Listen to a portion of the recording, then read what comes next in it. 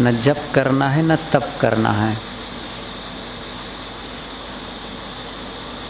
न धन कमाना है न विद्या पढ़ना है।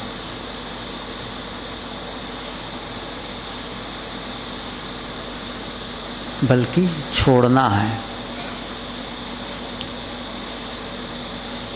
जो कुछ है उसको त्यागना है। कोई बोझ लेकर चल रहा हो, सिर पर कई किलो का लाद के चल रहा हो, लाद के चलना सरल है कि उसको नीचे फेंक देना सरल है?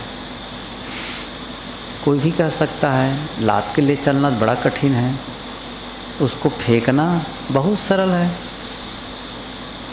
सरल तो है लेकिन फेंक नहीं पा रहे हैं, क्योंकि बोझा लादने के आदी हो गए हैं हम लोग। बिना बोझा के चलना कठिन लगता है। एक बनिया था,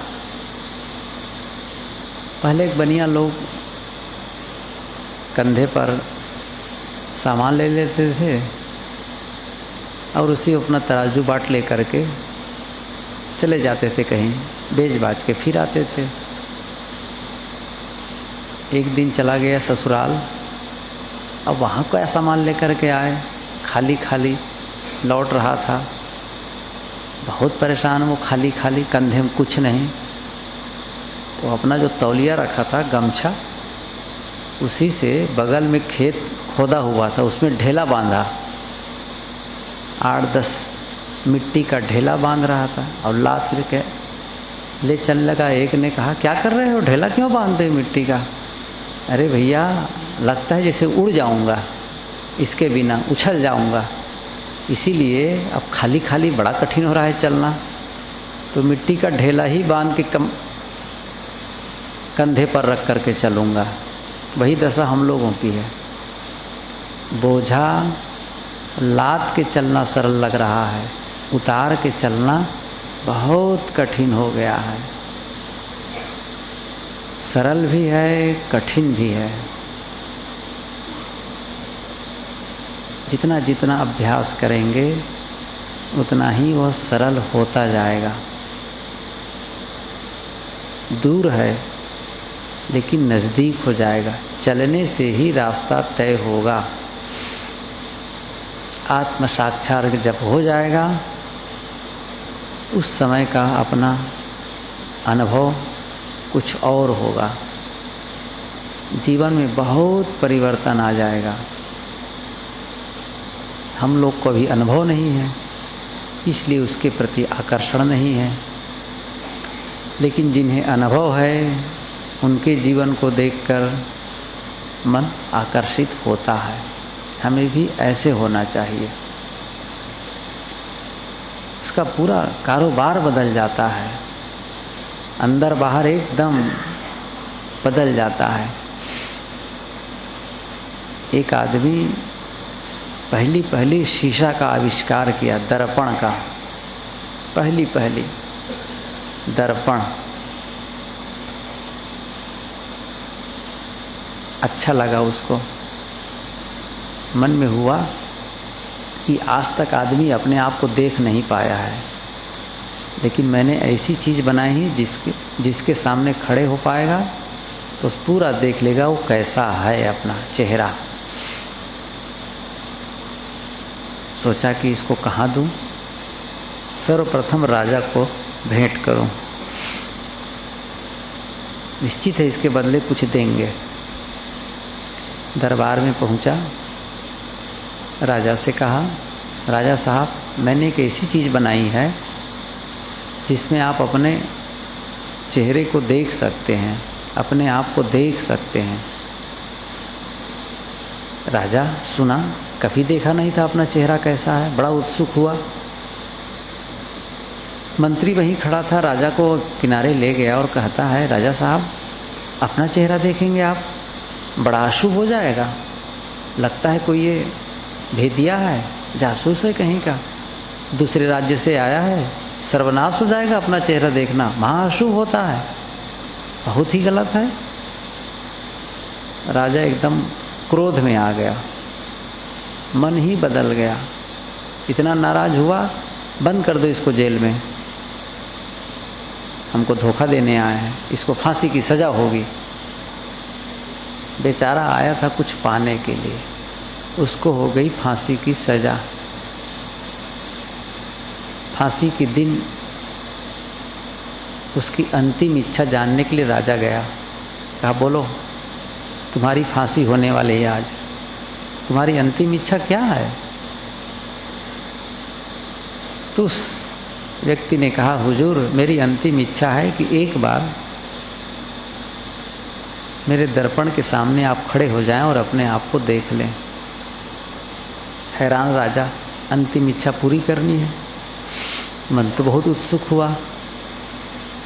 बात चली गई अंतःपुर रानी के पास।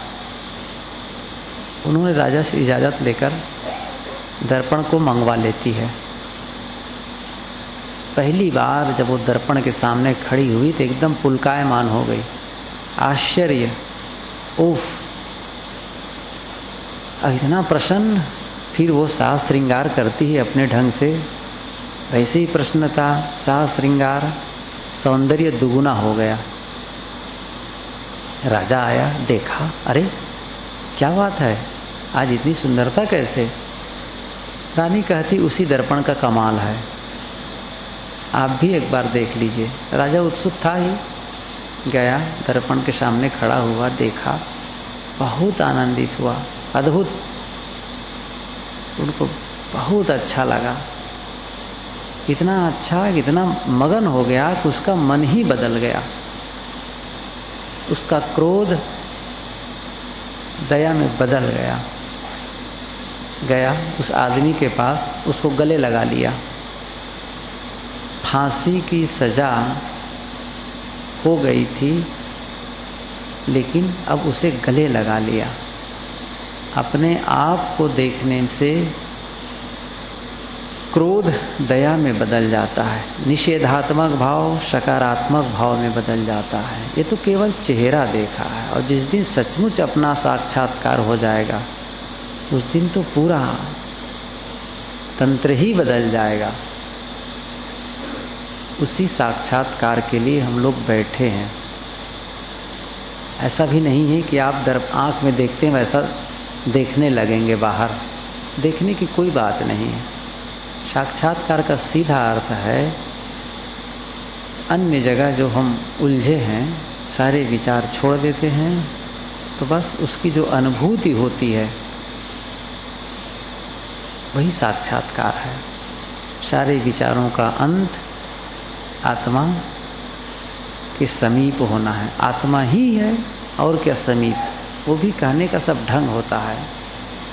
आप स्वयं वही हैं, जिसको खोजत सो है तू ही, यह नहीं जान पहे, सदगुरु विशाल देव ने कहा है। ऐसा कुछ है उनका, थोड़ा अंतर है। जिसको खोज रहे हो वो खुद हो, बस आवरण हटाना है। न मोक्ष पाना है न परमात्मा पाना है, आवरण हटा देना है। अनावरण, आत्मा का अनावरण करना है। आवरण क्या है? अविद्या का।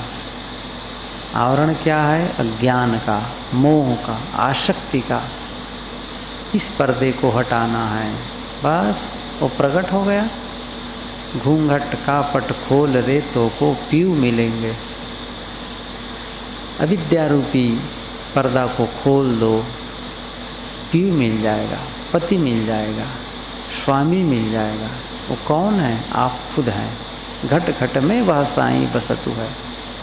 सबके घटों में वह है, आपके में भी है। आप खुद अपना देख सकते हैं। इसलिए कहीं बाहर से पाना नहीं है, अनावरण करना है। बस